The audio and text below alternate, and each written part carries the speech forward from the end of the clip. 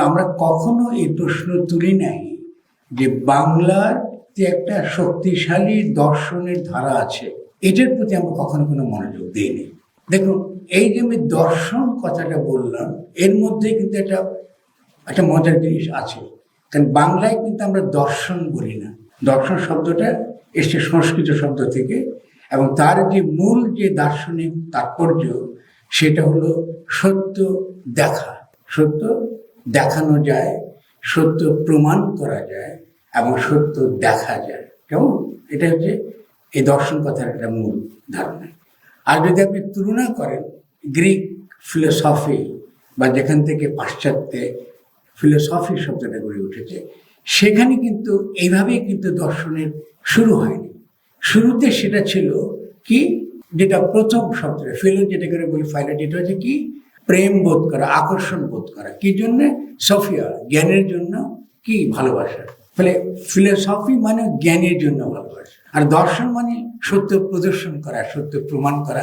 অথবা সত্য, যদি আমি পুরনো বেদের যুগে আমরা যাই বা উপনিষদে সে সত্য দর্শটা বলি, সেখানে সত্য দর্শনটা একই সঙ্গে তার উপলব্ধিরও একটা ব্যাপার ছিল, যে সত্যটা তুমি দেখছি কিন্তু এটা ইন্দ্রিয়গত, এটা ইন্দ্রিয়ের অধীন, উপলব্ধির বিষয়, শুধু বুদ্ধির বিষয় না। দেখুন, এই ছোট্ট শব্দ দিয়ে বিচার করি আমরা বিরাট একটা পার্থক্য দর্শন এবং ফিলোসফির মধ্যে পেয়ে যাচ্ছি। এখন আপনি আসেন ভাব কথাটার মধ্যে। আমরা কেন ভাব কথাটা বলছি? বাংলায় কিন্তু দর্শন সে অর্থে শব্দটা কখনো সেভাবে কখনো ব্যবহৃত হয়নি। এটা ভালো দিক আছে, মন্দ দিক আছে। মন্দ দিক হলো এই, আমরা ধরে নিয়েছি যে দর্শন শুধু পাশ্চাত্যে হয়, দর্শন শুধু পাশ্চাত্যর হয়, যেহেতু আমরা কলোনিয়ালিজমের ভেতর থেকে গড়ে উঠেছি এবং আমরা উপনিবেশের গোলাম। আপনারা ব্যক্তিগতভাবে নেবেন না, আমরা আসলে চিন্তার দিক থেকে কিন্তু এখন কিন্তু গোলামের মধ্যে আছি। ফলে আমাদের নিজস্ব যে সম্পদ, আমাদের যে ভাষার যেই তাৎপর্য, ভাষা যে ইঙ্গিতগুলো দেয়, ভাষার যে দীর্ঘ ইতিহাসকে ধারণ করে, এই ব্যাপারে আমাদের কোনো ধারণাই নেই। ফলে ভাব কথাটা ব্যবহার হতো যেভাবে গড়ে উঠেছে, তার একটা দীর্ঘ ইতিহাস আছে। তো আমি আজকেও অত দীর্ঘ ইতিহাসে না গেলে অন্তত কিছু কিছু জিনিস আপনাকে প্রাথমিক যে বক্তব্যে, আমার প্রাথমিক আলোচনায় আপনাদেরকে ধরে দেওয়ার চেষ্টা করব। তো শব্দ হলো ভূ থেকে ভাব। ভূ মানে হওয়া, হয়ে ওঠা, সেখান থেকে কিন্তু ভাব। ভাব মানে বর্তমান থাকা। আপনি কি করে বর্তমান আছেন? আমরা বলি না, বাংলা ভাষায় খেয়াল করেন কিভাবে প্রশ্নটা করি, বলে আপনি কেমন আছেন, আপনি কিভাবে আছেন, আপনি কিভাবে চলছে, কিভাবে চলছে। এই যে শব্দ ব্যবহারের মধ্যে কিন্তু আমরা দেখতে পাচ্ছি যে একদিকে পাশ্চাত্যের সঙ্গে, অন্যদিকে দর্শন বলতে যে প্রাচীন যে কি বলি সংস্কৃত শাস্ত্রে বা বেদান্তে বা উপনিষদে যেই অর্থ ছিল, সেখান থেকে ইতিমধ্যেই কিন্তু ভিন্ন একটা তাৎপর্য এখান থেকে এসেছে। ভূ মানে বর্তমান হওয়া, ভূ মানে হাজির থাকা, ভাব মানে হাজির থাকা। আপনি কি হাজির? আপনি কি সজ্ঞান? আপনি কি করে হাজির আছেন আপনি কি জানেন? আপনি কি আসলে সচেতন? তাহলে ভাব কথাটা মানে হলো কিভাবে আছো তুমি। এর যে মানেটা, তাৎপর্য আমাদের সাধারণ ভাষায়, তাকে যদি আমি দার্শনিক পর্যন্তের ভিতরে নিয়ে আসি, তাহলে আমরা বুঝি নদিয়া কেন কথাটা দর্শন বলে না, নদিয়াতে কেন কথাটা আমরা ফিলোসফি বলি না, আমরা বলছি ভাব, হয়ে ওঠা। আপনি কি করে হয়ে উঠবেন? এই হয়ে ওঠার যে সাধনা, এই হয়ে ওঠার যে সাধনাটা, এটাই কিন্তু নদীর ভাব। তাই ছোট্ট যদি এই জায়গাতে আমি আলোচনা করি, তাতে কিন্তু বুঝতে পারছেন যেন আমরা একটা বিরাট একটা জগতের মধ্যে প্রবেশ করছি। আমার একটা দুটো লেখা আছে, আপনারা আরো দীর্ঘ আলোচনা পাবেন পরবর্তীকালে, আমি আপনার শেয়ার করবো। একটা আমার আলোচনা হচ্ছে যে নদীর ভাব নিয়ে, সেটা এই পত্রিকাটি আছে, যেটা আপনার সাপ্তাহিক চিন্তা, আপনি এটা পাবেন। আরেকটি আমি বাংলা একাডেমির জন্য ইতিমধ্যেই একটা ছোট্ট লেখা জমা দিয়েছি, সেটা যে বাংলার ভাবুকতার 3টে মুহূর্ত। যদি আমি একটা ইতিহাস লিখতে যাই, বাংলার যে এই ভাবের যে ইতিহাস, এই ইতিহাস যদি লিখতে যাই, তাহলে আমি 3টা মুহূর্তে তাকে আমরা চিহ্নিত করতে পারি। এটা সুবিধা, যে তেমন ভাবের ইতিহাস লিখতে হলে তো আপনাকে একটা ঐতিহাসিক পদ্ধতি আপনার লাগবে।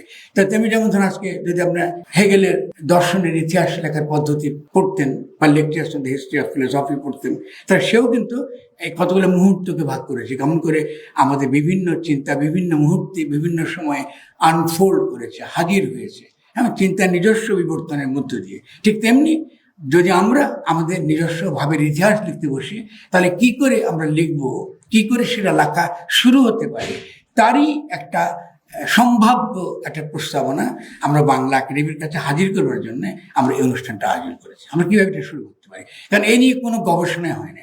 এবং ইতিমধ্যে আমাদের অত্যন্ত শ্রদ্ধেয় মাননীয় উপদেষ্টা বা আমার বন্ধু ফারুকী, আমাদের সকলের বন্ধু, অত্যন্ত অন্তরঙ্গ বন্ধু, এবং তিনি অনেক বড় বড় কাজ ইতিমধ্যেই করেছেন। আমি তার জন্য অত্যন্ত গর্ববোধ করছি এবং তাকেও আমরা আমন্ত্রণ জানিয়েছি যেন কথাগুলো আমরা শুনতে পারি, কারণ আমরা সাংস্কৃতিক প্রশ্নটাকেও যেন আমরা আরো গভীরতর জায়গায় নিতে পারি।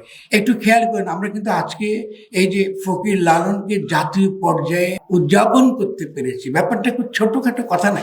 আমরা যত ছোটখাটো ভেবেছেন, বা ওখানে কয়েক লক্ষ লক্ষ লোক গেছে, আর আমরা এলিটরা যারা মধ্যবিত্ত শ্রেণী, আমরা এখানে 10-15 জন বসেছি। দেখেন পার্থক্যটা বিরাট। একই অনুষ্ঠান যদি আমি অন্যত্র করতাম, অন্য কোথাও সাধারণ মানুষের সঙ্গে করতাম, আমরা কিন্তু ইতিমধ্যে কয়েক হাজার মানুষ হাজির হয়ে যেত এই সহজ কথাগুলো শোনার জন্য। তাহলে বাংলার ভাবের যে ইতিহাসের যে বিবর্তনটা ঘটেছে তাকে চিহ্নিত করা এবং তাকে চিহ্নিত করে তাকে একাডেমিক পর্যায়ে, বিদ্যায়তনিক পর্যায়ে হাজির করে একটা বিশাল কর্তব্য আমাদের সামনে হাজির হয়েছে। এটা কিন্তু আজকে বাংলা একাডেমিতে আমাদের অনুষ্ঠানটা করবার একটা প্রধান উদ্দেশ্য। সেদিক থেকে আমার দিক থেকে যে প্রস্তাবনা, আমরা যারা আরও আমার চেয়ে ভালো একাডেমিক দর্শন পড়বেন বা দর্শন ইতিহাস ভালো বুঝবেন, তারা নিঃসন্দেহে আশা করবো যে এটা বাংলা একাডেমি একই সঙ্গে, যেহেতু আমাদের সংস্কৃতি মন্ত্রণালয় আমাদের বন্ধু এবং আমাদের বর্তমান সরকারের উপদেষ্টা হাজির রয়েছেন, আমরা মনে করি এই দিকটার প্রতি একটা পূর্ণ মনোযোগ দেওয়াটা জরুরি হয়ে পড়েছে, যে কি করে বাংলার ভাবের জগৎটার একটা বিবর্তন ঘটেছে এবং কি করে তার বিবর্তন ঘটেছে। তাই মোটা তাকে, যেহেতু আমি ইতিমধ্যে একটা লিখিত একটা রূপ দিয়েছি, আশা করি যে আপনারা সকলে একটা কপি বাংলা একাডেমি থেকে পাবেন, অথবা যদি না পেয়ে থাকেন অতি দ্রুতই আপনারা পাবেন। এবং এর সঙ্গে আমি আরো অনেকগুলো লেখা লিখেছি, আশা করি যে খুব দ্রুত আপনারা পাবেন। আমার গানের যখন আমরা অনুষ্ঠান হবে তখন আমি দেখাবো। তো সেখানে এই মুহূর্তগুলো কি, যেমন এই মুহূর্তগুলো যদি আমি ধরতে চাই, তাহলে প্রথম যে মুহূর্তটাকে আমরা শনাক্ত করতে পারি, এটাকে বলে তন্ত্র। যেমন এখন তন্ত্র শুনলে আপনারা সঙ্গে সঙ্গে একজন অদ্ভুত একটা রিয়াকশন হবে, ভাববেন যে আরে বাপরে বাপ, আমরা যে ইন্টারনেটে বা সাধারণত তন্ত্র বলতে যে একটা বিকারগ্রস্ত একটা সংস্কৃতির কথা শুনি, কেমন তন্ত্র বুঝি এরকম কিছু। তন্ত্র একটা শক্তিশালী দার্শনিক ধারণা। তন্ত্রের যে মূল যে বক্তব্য সেটা হচ্ছে দেহই সত্য। এর সঙ্গে পার্থক্যটা বুঝিয়ে দিচ্ছি, বিরাট পার্থক্য। দেকার্তে বলতেছেন যে সত্য আমি কি করে জানবো, সত্য সম্পর্কে আমি নিশ্চিত কি করে হবে। তিনি কিন্তু দেহকে অস্বীকার করেন। আপনি শুধু তুলনা করেন, আমি ধরে দিচ্ছি আপনাদের। দেকার্তে পাশ্চাত্যে কিন্তু দেহ নাই। আমার কথা শুনলে কিন্তু অবাক হবেন, পাশ্চাত্যে কিন্তু কোনো দেহ নাই। পাশ্চাত্যের চিন্তার জগতের দেহ অনুপস্থিত। এটা দেকার্তে থেকে শুরু হয়েছে, তারও আগে থেকে শুরু হয়েছে, কিন্তু দেকার্তে থেকে যে ছেদটা ঘটেছে সেখানে দেহকে বাদ দেওয়া হয়েছে। আমি ধরিয়ে দিচ্ছি, কেমন দেকার্তে বলছেন যে কি আপনি নিশ্চিত জ্ঞান কি করে যাবেন, তাহলে তিনি সমস্ত জগৎকে বাদ দিলেন, ইলুশনকে বাদ দিলেন, বিভ্রান্তিকে বাদ দিলেন, সব কিছুকে বাদ দিলেন, এমনকি তিনি দেহকেও বাদ দিলেন। উনি কাকে ধরলেন নিশ্চিত জ্ঞানের একমাত্র ভিত্তি? চিন্তা করি, চিন্তা করি।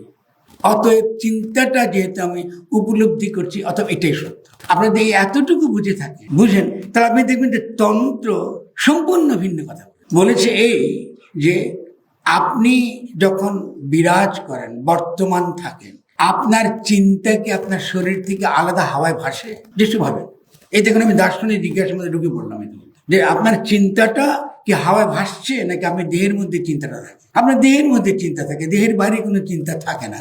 দেহের বাইরে যখন চিন্তা বেরিয়ে যায় তখন আপনি লাশ হয়ে যান। আপনি তখন আর আমি নই, আপনি নিজেকে আর আমি বলতে পারেন না। আপনি আর তখন সচেতনা থাকে না, চেতনা আপনার থাকে না।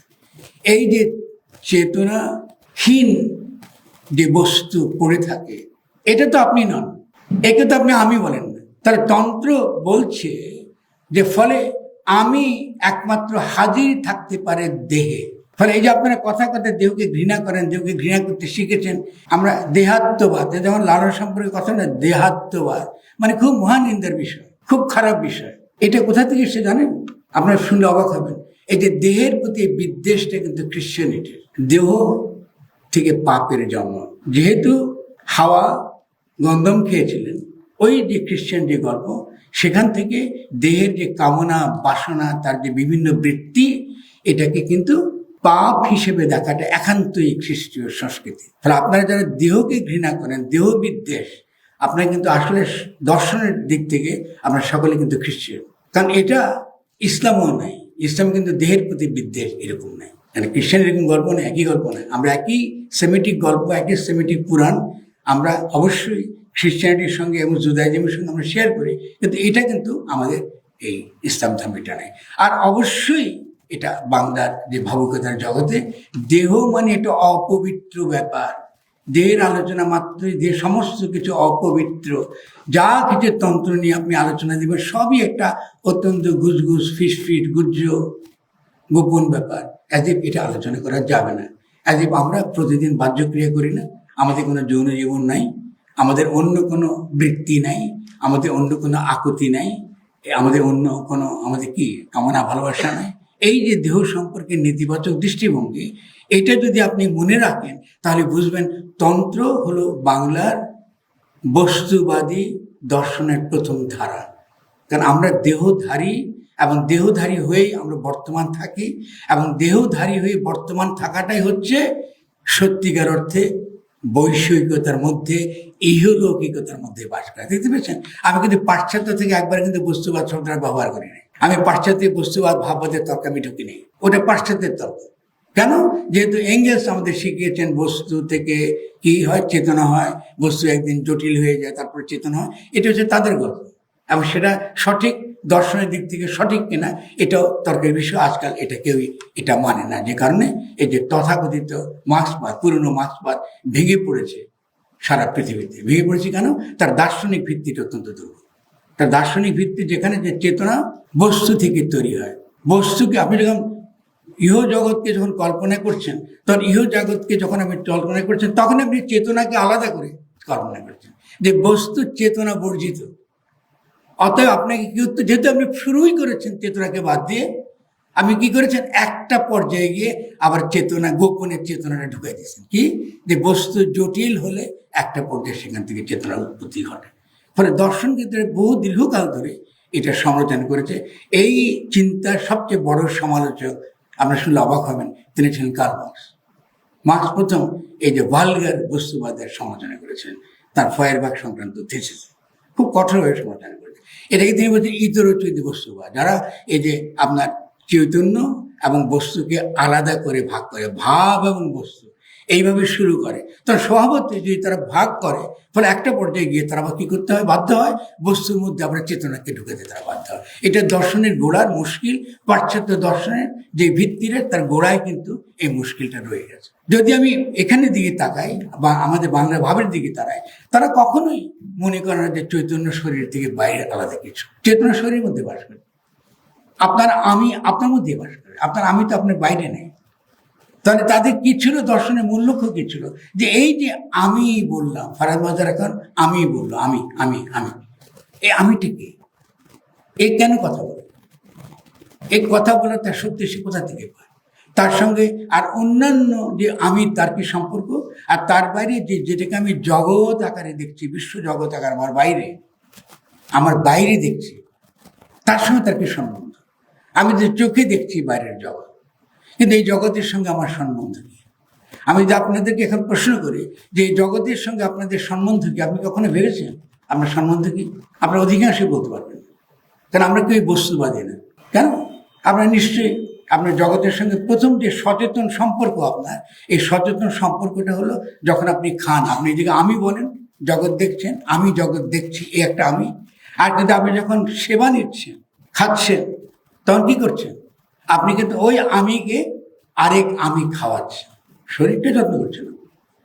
তাহলে তন্ত্র যে মূল যে তার যে প্রস্তাবনা, সেটা হলো যে দেহের যত্ন, দেহের যে সম্ভাবনা, এই প্রকৃতি জগতের যে সম্ভাবনা, এই প্রকৃতিজনের সম্ভাবনাকে আরো অন্বেষণ করা, এবং এই সম্ভাবনার সঙ্গে আমাদের আত্মার বা আমাদের আমির বা আমাদের চেতনার যে যোগটা আছে, যে সম্বন্ধটা আছে, এই সম্বন্ধকে নতুন করে বিচার করা। তার প্রথম হলো তন্ত্র। এটা মনে রাখবেন, তন্ত্র মানে হলো যেখানে আমরা মনে করি যে দেহের মধ্যে আমরা বর্তমান থাকি, দেহের বাইরে আমি বলে কিছু নাই। এটা হলো আমাদের প্রথম বস্তুবাদী শিক্ষা। তাহলে নদিয়া কিন্তু এখান থেকে শুরু হয়, যে দেহের মধ্যে আমি বাস করি এবং দেহের বাইরে আমি বলে কিছু নেই, দেহের বাইরের চেতনা বলে কিছু নেই।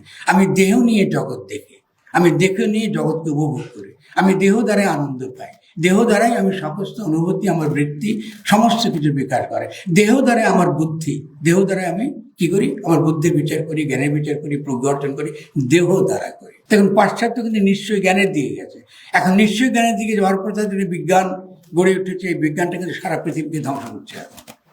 এখানে এরকম বিজ্ঞান গড়ে ওঠেনি যে দেহের বাইরে জগৎ বিরাজ করে, এই চিন্তা নাই তার।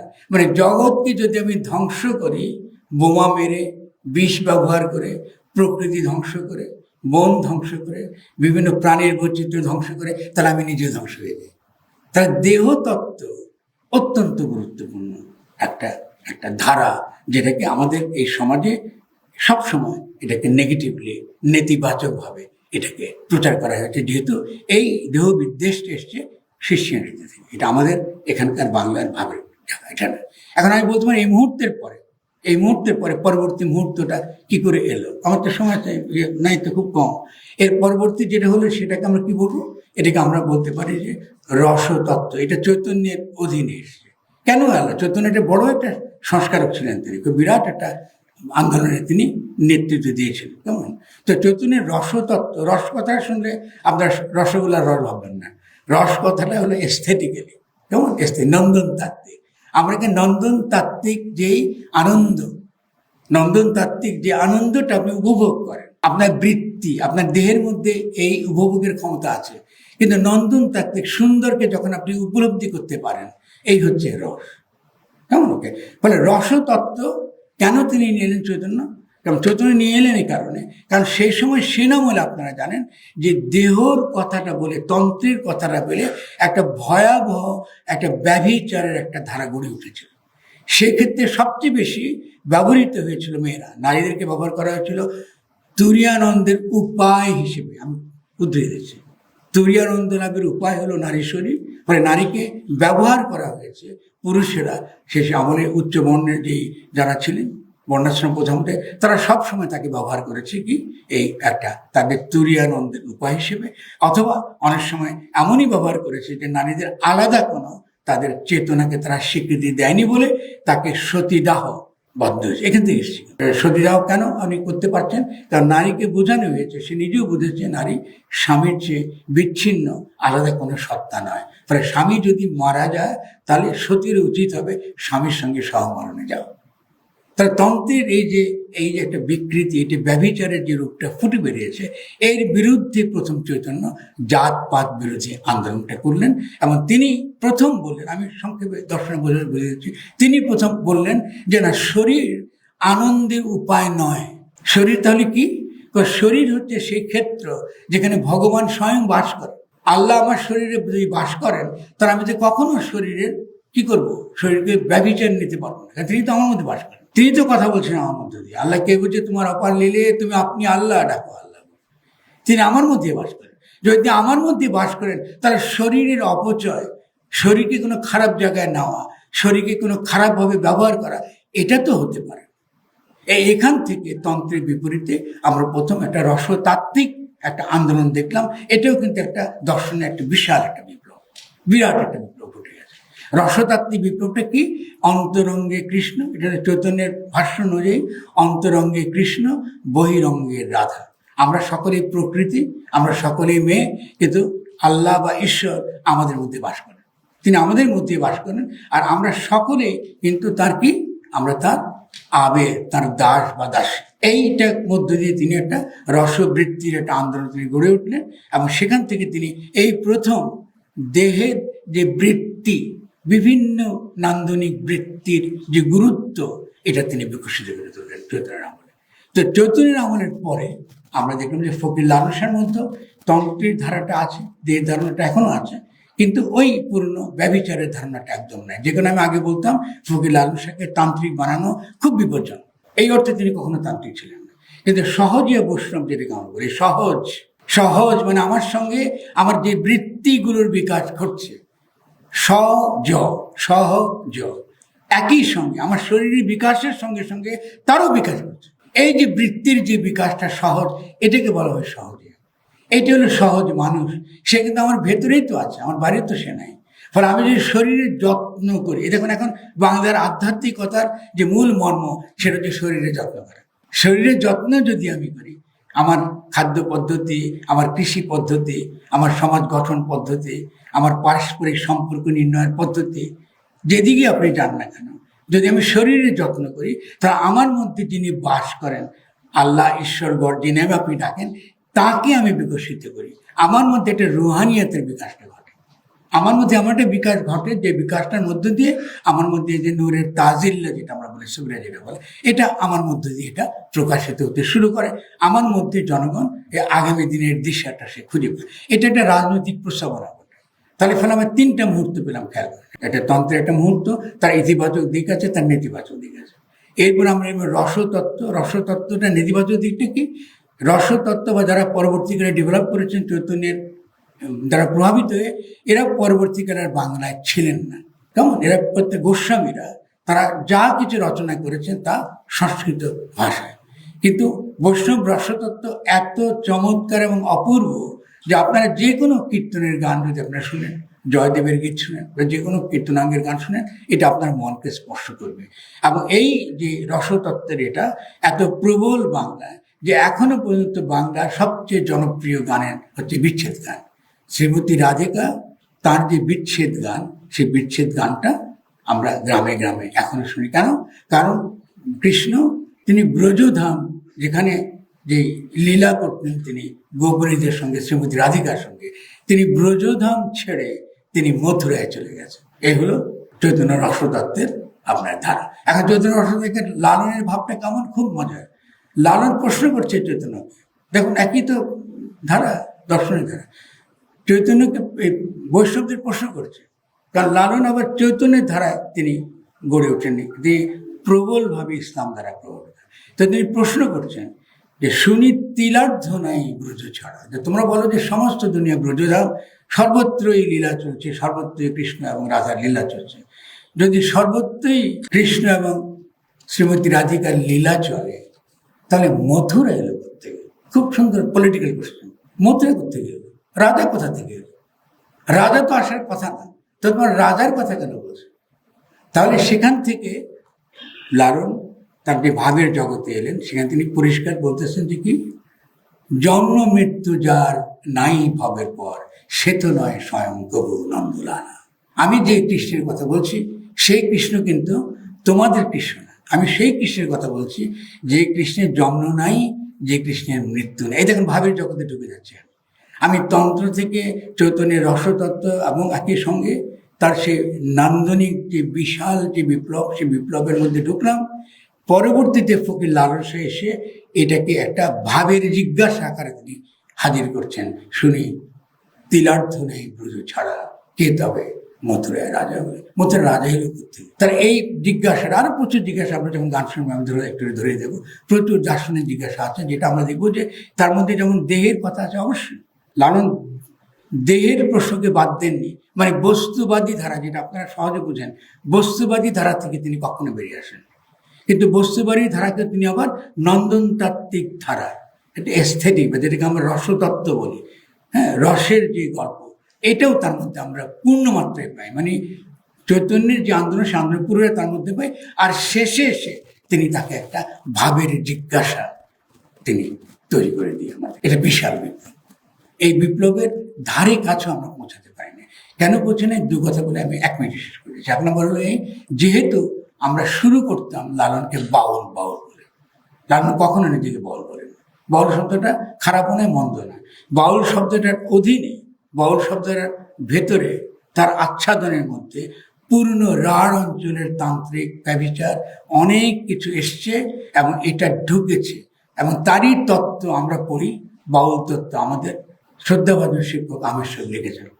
উনি জীবনে কোনোদিন কুষ্টিয়া গেছে বলে আমি জানি না। উনি কোনোদিন কোনো মাঠ পর্যায়ের গবেষণা করেছে বলে শুনি না। উনি কোথা থেকে বাউল তত্ত্ব পেয়েছে এটা আমার জানা নেই। কিন্তু বাউল নিয়ে উনি এমন এক বাউল তত্ত্ব লিখেছেন যে বাউলদের সম্পর্কে একটা প্রকট নেতিবাচক একটা ধারণা তৈরি হয়েছে, যার কুফলটা আমরা এখন ভোগ করছি। এই কুফলটা ভোগ করছি যেহেতু আমরা কখনোই একটা দর্শনের জায়গা থেকে, ভাবের বিচারের জায়গা থেকে, দর্শনের ধারার জায়গা থেকে লালনের যে যথার্থ যে মূল্য থাকার কথা ছিল, এটাও আমরা করিনি। এমনকি আমরা লালনের গানের প্রতিও যথেষ্ট সুবিচার আমরা করিনি। সবচেয়ে বেশি উপেক্ষিত বাংলাদেশের শিল্পীরা, বিশেষত ছেউড়িয়ার শিল্পীরা সবচেয়ে বেশি উপেক্ষিত। কোনো গবেষণা, কোনো কিছু, কোনো প্রকার সাপোর্ট তাদের কাজে এখানে যারা এসছে তারা প্রত্যেকে কোনো না কোনো ফকিরের ঘরে বড় হয়েছে, অত্যন্ত গরিব এবং নিরীহ। এরা কখনোই কোনো রাষ্ট্রীয় সাপোর্ট পায় নাই যাতে তারা তাদের এই সাংস্কৃতিক ধারাটাকে তারা রিলে চর্চা করতে পারে। বাংলার যে ভাবে গানের যে চর্চা, আজকে লালনের গান বলুন, যে নদীর যে ভাবের যে চর্চাটা, এটা ফকিরদের ঘরের নিজস্ব জিনিস। তাদের বিভিন্ন সাধুর সঙ্গে তারা এই চর্চাটা করে, তাদের ঘরের ছেলেমেয়েরা ছেলেবেলা থেকেই করে। সকালবেলা তাদের গোষ্ঠ গান, রাতেবেলা সন্ধ্যাবেলা দৈনিক গান, এটা তাদের নিত্যদিনের কাজ। ফলে আপনি তো কোনো একটা বিশাল মন্ত্রণালয় করে কিন্তু আমরা এই সংস্কৃতি রক্ষা করতে পারবো না।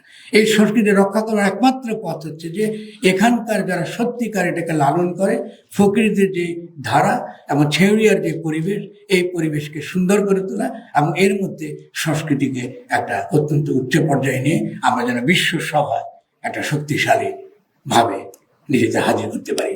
আজকের এই যদি অনুষ্ঠানে যদি কোনো বিশেষ কোনো আবেদন, মিনতি থাকে, তাহলে এটাই হবে প্রধান মিনতি।